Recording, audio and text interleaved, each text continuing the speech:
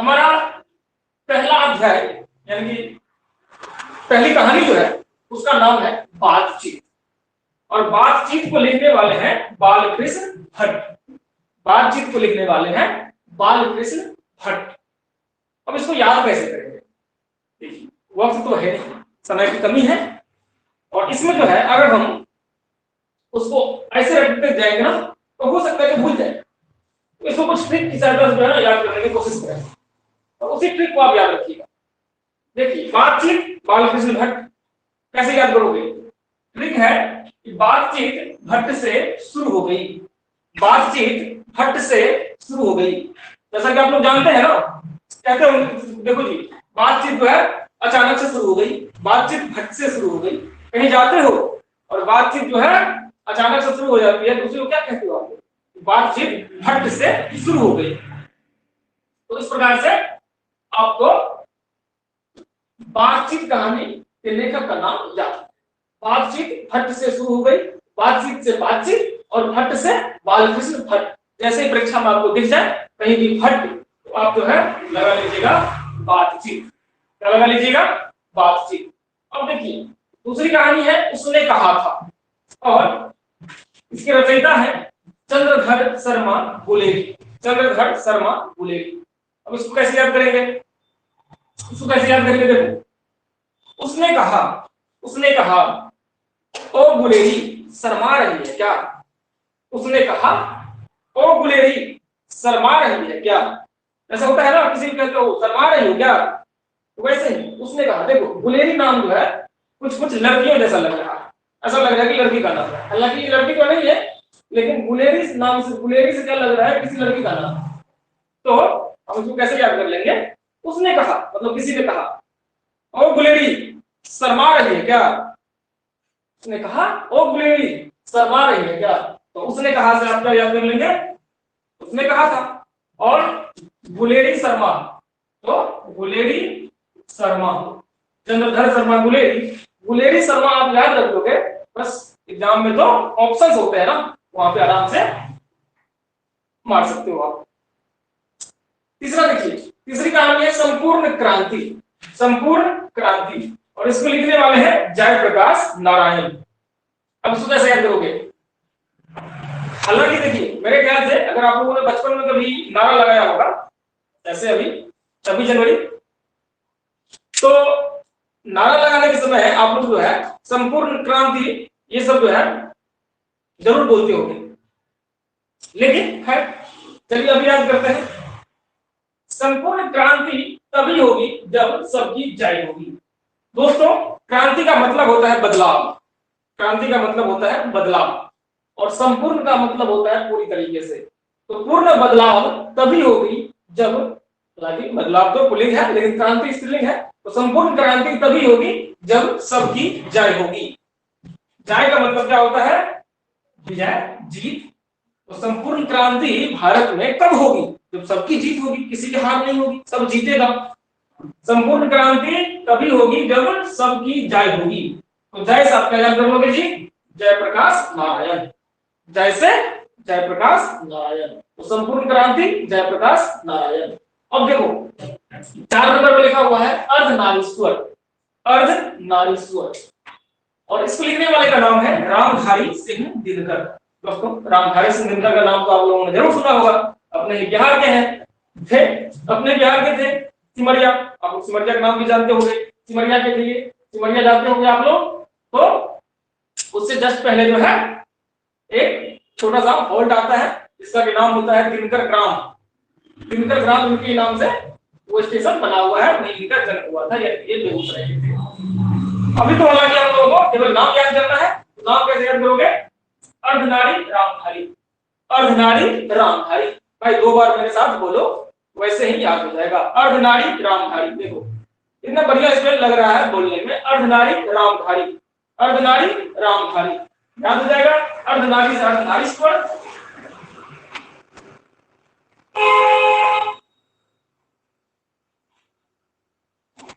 और रामधारी से रामधारी सिंह दिनकर। अब दोस्तों देखिए, 5 नंबर पे है रोज। रोज को लिखने वाले का नाम है सच्चिदानंद हीरानंद वात्स्यायन अज्ञेय। नाम तो दोस्तों बहुत बड़ा है, नाम तो बहुत बड़ा है। सच्चिदानंद, हीरानंद, वात्सल्य, अव्यय, इतने बड़े नाम को कैसे याद करोगे? कोई दिक्कत नहीं है, आप एक ट्रिक का सहारा ले लो। रोज आनंद ही आनंद है, क्या कहोगे? रोज आनंद ही आनंद है, रोज आनंद ही आनंद है। आनंद जैसे ही दिखेगा आप रोज में जो है लगा देना चिन्ह। कहीं भी आनंद देखो ना, यहाँ भी आनंद है, सच्चिदानंद, हालांकि इसका संधि विच्छेद पूछ सकता है, सप्त जोड़ चित्त जोड़ आनंद, सप्त जोड़ चित्त जोड़ आनंद सच्चिदानंद होता है ना। तो सच्चिदानंद इसमें भी आनंद है, हीरानंद इसमें भी आनंद है, तो रोज आनंद ही आनंद है। जैसे ही कहीं आनंद दिखे, कहीं जैसे कहीं रोज दिखे, आप आनंद की तरफ जाना और उसमें जो है चिन्ह लगा देना, ठीक है। चलिए अब जो है हम लोग 6 नंबर को देखते हैं, एक लेख और एक पत्र, एक लेख और एक पत्र। दोस्तों इसको लिखने वाले का नाम है भगत सिंह। क्या नाम है इनका? भगत सिंह। और भगत सिंह के नाम से कौन परिचित नहीं होगा? बच्चा बच्चा जानता है भगत सिंह को। मेरे ख्याल से इसका ट्रिक अगर नहीं भी बनाए तो भी आप जो है याद कर सकते हो, लेकिन अभी हम जो है आपको एक ट्रिक की सहायता से इसको याद करवाते हैं। आप लोग जो है एक गाना जरूर सुने होंगे कि चिट्ठी आई है, चिट्ठी आई है, वतन से चिट्ठी आई है। उसमें जो है गाना कौन गा रहा होता है? सैनिक लोग गा रहे होते हैं ना, सैनिक, आर्मी। बताओ, अगर देखा जाए तो हमारे देश में भगत सिंह से बड़ा सैनिक कोई हो सकता है क्या? भगत सिंह से बड़ा राष्ट्रवादी, भगत सिंह से बड़ा देशभक्त, भगत सिंह से बड़ा क्रांतिकारी, भगत सिंह से बड़ा सैनिक कोई हमारे देश में हो सकता है क्या? बिल्कुल नहीं हो सकता है। तो जो कि चिट्ठी आई है गाना कौन गाता है? सबने गाना सुना होगा, सैनिक। तो सैनिक से याद कर लेना, भगत सिंह। चिट्ठी आई है, और इसमें अगर कहानी पढ़ते ना तो उसको पता चलता है कि भगत सिंह जो है अपने दोस्त को चिट्ठी लिखे हैं। इनके थे ना 2 दोस्त इनके साथ जिनको फांसी दी गई थी, तो अपने दोस्त को ही चिट्ठी लिखे हैं। तो चिट्ठी आई है, किसके द्वारा लिखी गई है? भगत सिंह के द्वारा। कैसे याद करोगे? वही चिट्ठी आई है, चिट्ठी आई है गाने से। अब देखिए 7 नंबर में क्या है? ओ सदा नीरा। लिखने वाले हैं जगदीश चंद्र माथुर, जगदीश चंद्र माथुर। अब इसको कैसे याद करोगे जी? यहाँ पे ध्यान दीजिएगा, माथुर है, बोस नहीं। जगदीश चंद्र बोस अलग थे, जिसको बसु भी कहते हैं, वो वैज्ञानिक थे। जगदीश चंद्र माथुर की बात कर रहे हैं, जगदीश चंद्र माथुर। देखो ठीक है, सदा नीरा की माँ थूर दी। थूरना जानते हो ना, पीटना, टूटना। अगर किसी को देखो बिहार में जो है किसी को पीटते हैं ना तो उसको कहते हैं कि थूर दिया, मुंह थूर दिया। तो सदानंद की माँ थूर दी, मतलब इसमें क्या कह रहा है? सदा नीरा जो है ना, कोई लड़की है, उसकी माँ जो है उसको थूर दी। सदा नीरा कोई लड़की है, उसकी माँ ने जो है क्या की? उसको थूर दी।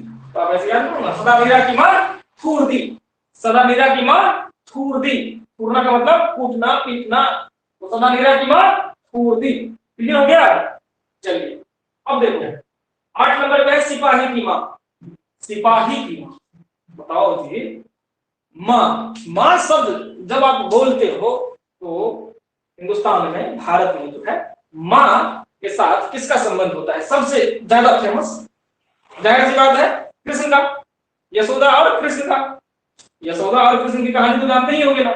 इससे ज्यादा फेमस तो कोई माँ हुई नहीं है यशोदा से, और कृष्ण से ज्यादा फेमस कोई बेटा हुआ नहीं है भारत में। कृष्ण का दूसरा नाम क्या था? मोहन। कृष्ण का दूसरा नाम मोहन, जानते होंगे। तो जैसे ही आप माँ देखेंगे तो माँ से क्या करोगे जी? मोहन। माँ जैसे ही देखोगे तो क्या लगाओगे? मोहन। तो माँ मोहन, माँ मोहन। जैसे ही माँ दिख जाए आप मोहन में लगा देना मोहन राकेश, मोहन राकेश। वहां ऑप्शन होते हैं, उन ऑप्शंस में से देख के जो है आप लगा लेना। बस थोड़ी सी सहायता की जरूरत पड़ती है, थोड़ा सा दिमाग पे जोर डालना। हाँ, माँ मोहन, माँ मोहन, यस हो गया। माँ तो मोहन, तो माँ बोले तो सिपाही की माँ, मोहन बोले तो राकेश। क्लियर हो गया? अब देखो 9 नंबर में है प्रगति और समाज। प्रगति और समाज, लिखने वाले का नाम है नामवर सिंह। नामवर सिंह। कैसे याद करोगे जी? देखो प्रगति का मतलब क्या होता है? विकास। और समाज को जानते ही होंगे, तो समाज का विकास होगा तो भाई आपका भी नाम होगा। समाज, जिस समाज का विकास हो जाता है वहां पे लोगों का नाम होता है कि नहीं? उसकी ख्याति बढ़ती है उस समाज की। वैसे ही करो ना, समाज प्रगति करेगा तो नाम बर होगा, बर मतलब बहुत, नाम बहुत होगा तो नाम बर होगा। समाज प्रगति करेगा, समाज प्रगति करेगा तो नाम बर होगा। यहां से हो गया, नाम तो याद ही हो गया। समाज प्रगति तो प्रगति और समाज, नाम बर तो नामवर सिंह, नामवर सिंह हो गया। अब देखो 10 नंबर में लिखा हुआ है जूठन। क्या लिखा हुआ है? जूठन। देखो जी, जूठन मतलब क्या? जो खाना खाने के बाद छोड़ देते हो ना और उसको जो कोई खा लेता है वही जूठन कहलाता है। जूठन, जूठा। तो जूठन को लिखने वाले कौन है? ओम प्रकाश वाल्मीकि। ओम प्रकाश वाल्मीकि। दोस्तों जूठन एक प्रकार से छुआछूत का ही एक रूप है। आप जानते हैं कि भारत में बहुत सारे इलाकों में जो है छुआछूत की प्रथा थी, जो कि अपने आप में बिल्कुल एक गलत बात है, आज भी कहीं कहीं देखने को मिल जाता है। तो जूठन जो है उसको किसने लिखा है? ओम प्रकाश वाल्मीकि। दोस्तों वाल्मीकि जो है भारत में एक दलित समुदाय जो है, यानी कि दलित समुदाय जो है अपने टाइटल में वाल्मीकि लगाता है। और आप लोग जानते ही होंगे छुआछूत जो है दलितों के साथ ही होता था। छुआछूत दलितों के साथ यही सब ज्यादा हुआ है। तो वाल्मीकि, वाल्मीकि, जूठन ऐसे आप याद रख सकते हो। अगर वैसे याद नहीं कर सकते हो तो क्या करना? जूठन वाली, जूठन वाली। जैसे होता है सब्जी वाली, जैसे होता है राशन वाली, वैसे ही जूठन वाली। पहले के जमाने में जो है भोज होने के बाद जो है कुछ दलित महिलाएं आती थी उस भोज में, और जूठन जितनी भी होती थी ना सारे जूठन जो है उठा के वो ले जाते। वैसे आप याद रख सकते हो जूठन वाली। हालांकि यहाँ मैं क्लियर कर दूं कि ये सब जो है जूठन खाना, ये सब खाना, छुआछूत, ये सब अपने आप में क्या है? महाअपराध है, महापाप है, ऐसा नहीं। ठीक है, चलो अब देखो हंसते हुए मेरा अकेलापन, हंसते हुए मेरा अकेलापन, और इसको लिखने वाले हैं मलयज, मलयज। दोस्तों देखिए याद रखिएगा कि मलयज जो है एक पहाड़ का भी नाम है। मलयज एक पहाड़ का भी नाम है। और बताओ जब आप पहाड़ पे जाते हो तो अकेलापन तो महसूस करते ही हो। कभी कभी हम लोग कुछ नया सोचने के लिए या तपस्या में, साधना में, लीन में, जैसे कुछ दिनों पहले जो है आप लोगों ने देखा होगा कि मोदी जी पहाड़ों गांव में गए थे तपस्या करने के लिए, ध्यान लगाने के लिए। तो हम पहाड़ों पर जब जाते हैं तो क्या करने के लिए? अकेलापन को ही लाने के लिए जाते हैं, ध्यान लगाने के लिए जाते हैं। तो मलयज का अकेलापन, मलयज यानी पहाड़, पहाड़ पे जाते हो तो अकेलापन पाते हो। तो मलयज का अकेलापन, मलयज का अकेलापन। मलयज एक पहाड़ है और अकेलापन तो जानते हो, तो मलयज का अकेलापन। भोला बाबा कहाँ रहते थे? पहाड़ पे ना। तो जो पहाड़ पे रहता है उसको बाकी दुनिया से क्या मतलब? एकदम बिल्कुल एकांत में, अकेलापन। अब देखो तिरिच, 12 नंबर में क्या लिखा हुआ है? तिरिच, और इसको लिखने वाले का नाम है उदय प्रकाश, उदय प्रकाश। अब देखिए कैसे याद करोगे इसको? तिरिच क्या होता है? तिरिच होता है एक प्रकार का, इसको गिरगिट कह सकते हो, छिपकली जानते हो? छिपकली एक ऐसा छिपकली होता है, ऐसी छिपकली जो छिपकली जो अपने आप में बहुत ही जहरीली होती है। और अगर ये छिपकली तिरिच नाम की छिपकली अगर आपको काट लेना, किसी को काट लेना, उसका बचना बहुत ही मुश्किल हो जाता है। ये बहुत ही खतरनाक होता है, बहुत ही खतरनाक होता है, बहुत ही विषैला जहरीला होता है तिरिच। तो आप क्या कहोगे जी? तिरिच का उदय हो गया, तिरिच का उदय हो गया, यानी कि छिपकली का उदय हो गया। उदय जानते हो ना? उत्पन्न, उदय मतलब सामने आ जाना। तो तिरिच का उदय हो गया, कहीं अचानक से दिख जाता है ना, क्या कहना? तिरिच का उदय हो गया। तो तिरिच उदय से उदय प्रकाश। क्लियर? अब देखो लास्ट में क्या लिखा हुआ है? शिक्षा, शिक्षा, शिक्षा लिखने वाले का नाम जे कृष्णमूर्ति, जे कृष्णमूर्ति। अब कैसे याद करोगे इसका नाम? आप लोग जानते होंगे ज्ञान की मूर्ति, ज्ञान की मूर्ति, त्याग की मूर्ति, ये सब नाम खूब सुने होंगे। तो ये तो त्याग की मूर्ति है, ये तो ज्ञान की मूर्ति है। तो वैसे ही आप याद करो ना उसको, ये तो शिक्षा की मूर्ति है, शिक्षा की मूर्ति है, शिक्षा की मूर्ति है। और वैसे भी वो जो है बसंत पंचमी आने ही वाली है, तो आप जानती हो कि बसंत पंचमी में जो है हम लोग शिक्षा की देवी मां सरस्वती यही आराधना करते हैं, तो आप वहां से याद कर सकते हो कि शिक्षा की मूर्ति, शिक्षा बोले तो शिक्षा और मूर्ति बोले तो जय कृष्णा मूर्ति, जय कृष्णा मूर्ति, तो शिक्षा की मूर्ति। एक बार फिर से देखिए, बातचीत भट्ट से शुरू हो गई। उसने कहा, ओ गुलेरी शर्मा रही है क्या, संपूर्ण क्रांति तभी आएगी जब सबकी चाय होगी। अर्धनारी रामधारी, रोज आनंद ही आनंद है, एक लेख और एक पत्र, तो चिट्ठी आई है, यानी पत्र चिट्ठी आई है, भगत सिंह ने लिखा था। किसने? यानी चिट्ठी आई है किसकी? तो भगत सिंह की। अब देखो, ओ सदा मीरा, तो सदा मीरा की मां ने थूर दी। सिपाही की मां, तो मां मोहन, प्रगति और समाज, समाज प्रगति करेगा तो नाम वर होगा।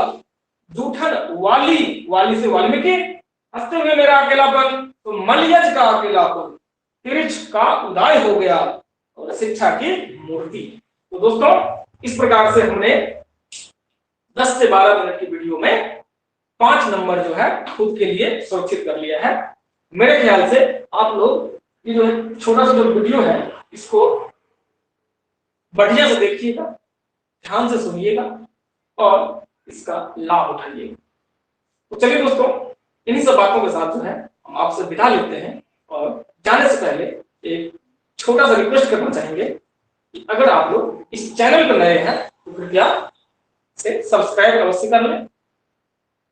अगर वीडियो अच्छा लगता हो तो इसे जो है अपने दोस्तों के साथ शेयर भी कर दें, और इसे लाइक करना भी ना भूलें। चलिए दोस्तों, अब जो है हम फाइनली आप लोगों से विदा लेते हैं। आपका दिन शुभ हो।